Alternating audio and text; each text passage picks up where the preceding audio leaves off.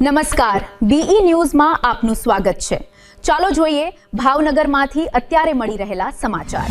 મારુતિનગર ભરતનગર મારુતિનગર વિસ્તારમાં રહું છું। મારું નામ લીલાબેન છે। હવે આ વિસ્તારમાં અમે હજી રહીએ છીએ અને એ લોકો મકાન પાડવા આવ્યા છે, બરાબર। અમારી માંગ એ છે કે અમને સરકાર રીડેવલપમેન્ટમાંથી નવા મકાન બનાવી આપે, બરાબર। કારણ કે એ લોકો અમને નથી કોઈ વિકલ્પ જ નથી આપતા। અત્યારે એટલા ભાડા છે, અમને ક્યાંય મકાન નથી મળતા, છતાં એમ કે છે હાલ બહાર નીકળો। અમે હાલ જઈએ તો ક્યાં જઈએ?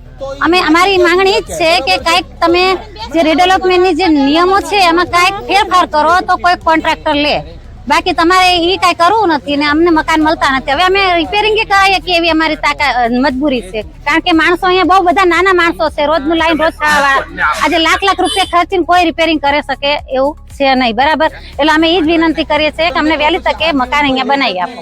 ક્યાં જાય માણસો? જાય ક્યાં? અમે એમ કહીએ તમે અમે ખાલી કરીએ, તમે અમને સામે મકાન આપો કા ભાડું આપો, બે માંથી એક આપો। કોઈ ભાડે નથી આપતા, 10,000 સિવાય કોઈ મકાન ભાડે આપતું નથી, બરાબર। તો માણસો 10-15,000 આવા, કોઈ 10,000 ભાડું કેવી રીતે ભરે? આર્થિક સ્થિતિ તો બગડી જાય ને બધાની, એમ તો પછી માણસો કેવી રીતે ખાલી કરે? કોઈને જીવના જોખમમાં રહેવું ગમતું ન હોય, છતાં માણસો જીવના જોખમમાં રહેશે।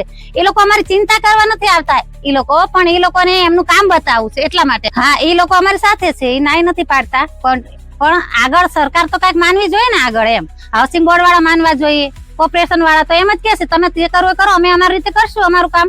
એટલે અમારી માથે બુલડોઝર ચલાવવાની વાત છે। અમે રહેતા છીએ, અમે બહાર ગયા છીએ અને અમારા લાઈટ ના જોડા કાપીને જતા રહ્યા છે, સ્વાભાવિક છે કાંઈ? એમ પાણી કાપી નાખ્યું, રહેતા માણસોને પાણી કાપી નાખ્યું, જઈએ ક્યાં અમે? એમ બધા માણસોને અત્યારે હેરાન કરવા, ચોમાસું આવે એટલે હેરાન કરવા આવે છે એ લોકોને બસ જગ્યા જોઈએ છે, બીજું કાંઈ નહીં। અત્યારની પરિસ્થિતિ જુઓ તો ભાવનગરની અંદરની સમગ્ર ગુજરાતની વાત હોય, ગરીબ માણસોની કોઈ જગ્યા જ ન હોય એવી પરિસ્થિતિ અત્યારે આ સરકાર ઊભી કરી છે। આ જે તે સમયે કોંગ્રેસના શાસનમાં બનેલા હાઉસિંગ બોર્ડના મકાનો છે, ત્યાં અત્યારે ગરીબ અને એકદમ ગરીબ અને મધ્યમ વર્ગના લોકો વસવાટ કરે છે। અત્યારે સરકાર એમને પાડવાનું કામ ચાલુ કર્યું ડિમોલેશનના નામે, તો એમની વૈકલ્પિક વ્યવસ્થા કોણ કરશે? પેલા વૈકલ્પિક વ્યવસ્થા તો કરાવો એમના માટે। અને વૈકલ્પિક, અને કોઈ વ્યક્તિને જીવના જોખમે રહેવાનો શોખ હોતો નથી, માણસ મજબૂરીમાં અહીંયા રહેતા હોય છે, એ લોકોને પણ ખબર છે કે આ ગમે ત્યારે પડે છે, સ્થાનિક લોકોને ખબર નથી એવું નથી, પણ એના પાસે બીજી વૈકલ્પિક વ્યવસ્થા જ નથી, તો માણસ શું કરે? જીવના જોખમમાં પણ અહીંયા રહે છે। તો અત્યારે મારી પહેલા તો મેઇનમાં મેઇન વિનંતી એ છે, કોઈને તમે કોન્ટ્રાક્ટ આપો તો કોન્ટ્રાક્ટ તમારે માઇનસમાં બહાર પાડવો પડે, સરકારે એમાં ભંડોળ આપવું પડે। ત્યારે આ સ્થાનિક લોકોની કોઈ કેપેસિટી જ નથી કે એવો 50,000 રૂપિયા પણ એવો આપી શકે। એટલે મેઇનમાં મેઇન વાત એ છે, પહેલાના સમયમાં રાજાશાહીના સમયમાં લોકો રાજા પાસે અપેક્ષા રાખતા, અત્યારે સરકાર જ માય બાપ કહેવાય, સરકાર જ જે કાંઈ છે એ સરકાર છે, તો સરકાર પાસે સ્થાનિક લોકો માંગણી ન કરે તો કોના પાસે? અધિકારીઓને એટલું જ કહેવા માંગીશું અને ભારતીય જનતા પાર્ટીના શાસનને પણ એવું જ કહેવા માંગીશ કે આ લોકોને ખબર જ છે આ મકાન પડી જવાના છે, પણ એ જીવના જોખમે રહે છે, તો એની મજબૂરી સમજશે કોણ? ખાલી આપણે વોટ બેંકનો ઉપયોગ તરીકે જ લોકોનો ઉપયોગ કરવાનો છે કે લોકોને પાયાની સુવિધા પણ પૂરી પાડવાની છે? આ લોકોને ડિમોલેશન કરતા પહેલા વૈકલ્પિક વ્યવસ્થા કરી દેવી જોઈએ। જો વૈકલ્પિક વ્યવસ્થા કરવામાં અત્યારે સરકાર ઊણી ઉતરશે તો અમે એમની સાથે છીએ, જે કાંઈ પણ ઉગ્ર આંદોલન કરવા પડે તો અમે એમની સાથે રહીને કરશું, અને જ્યાં પણ ધરણા કરવા પડે, પ્રદર્શન કરવું પડે, અમે એમની સાથે છીએ। જો આમની માંગણી જે છે એકદમ વ્યાજબી માંગણી છે, વૈકલ્પિક વ્યવસ્થા કરો પછી અમને પાડો, નવો કોન્ટ્રાક્ટર આવે મુબારક છે।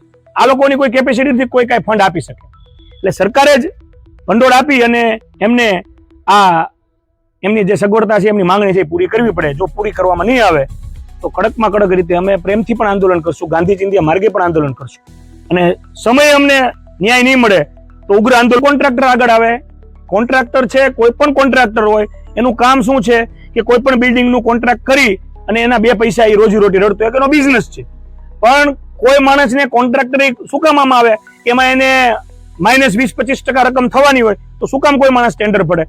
જે કોન્ટ્રાક્ટરને -20-25% રકમ થવી હોય, એક સરકાર ભરપાઈ કરે તો જ આનો રસ્તો થાય, બાકી આનો રસ્તો ન થાય। સરકાર કોણીએ ગોળ લગાડવાનું બંધ કરે। મારું નામ વિજય ગરચર છે, હું કાર્યપાલક ઇજનેર છું ગુજરાત હાઉસિંગ બોર્ડ રાજકોટમાં। ભરતનગર વિસ્તારમાં આશરે 1300 જેટલા મકાનો છે, ખૂબ જ જર્જરિત અવસ્થામાં છે। હાઉસિંગ બોર્ડ દ્વારા લગભગ 6 વર્ષથી સતત આ રહીશોને નોટિસ આપવામાં આવે છે કે તેઓ આ મકાનો છે ને તાત્કાલિક ધોરણે રિપેર કરાવડાવે, પરંતુ સમયાંતરે રહીશો દ્વારા મકાનો રિપેર કરાવેલ નથી। મકાનો ખૂબ જર્જરિત છે, ગમે ત્યારે પડી જાય અને જાનહાનિની સંભાવનાઓ પૂરેપૂરી રહેલી છે. એટલે અમે રહીશોને વિનંતી કરીએ છીએ કે તેઓ તાત્કાલિક ધોરણે આ મકાનો છે એમને ખાલી કરે.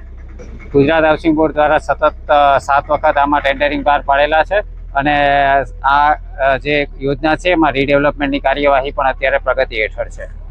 હાલમાં અત્યારે ભરતનગર આપણે જે વિસ્તારમાં ઊભા છીએ, મારુતિનગર વિસ્તારમાં લગભગ 216 મકાન આવેલા છે. 216માંથી મોટાભાગના રહીશોએ અમારા સતત તેમની સાથેની ચર્ચા વિચારણા સમજાવટ પછી રહીશોએ એમના મકાનો ખાલી કરેલ છે, પરંતુ હાલ અત્યારે 30 જેટલા રહીશો છે અત્યારે વસવાટ કરે છે. એ સિવાય કૈલાશનગર છે, શિવનગર છે, એમાં પણ આશરે 50% જેટલા રહીશો છે એ વસવાટ કરે છે. એમાં ગુજરાત હાઉસિંગ બોર્ડ દ્વારા સમયાંતરે જે રીડેવલપમેન્ટ પોલિસી છે, પોલિસીમાં સતત ફેરફારો કરવામાં આવે છે અને આ ફેરફારોના અનુસંધાને આ જે યોજના છે એ યોજનાનું રીડેવલપમેન્ટ ઝડપથી થાય એ પ્રકારના પ્રયત્નો અત્યારે કરવામાં આવી રહેલા છે. સરકાર કક્ષાએ આ તમામ બાબતો છે એ વિચારણાધીન છે અને આ બાબત સરકાર કામગીરી કરી રહી છે.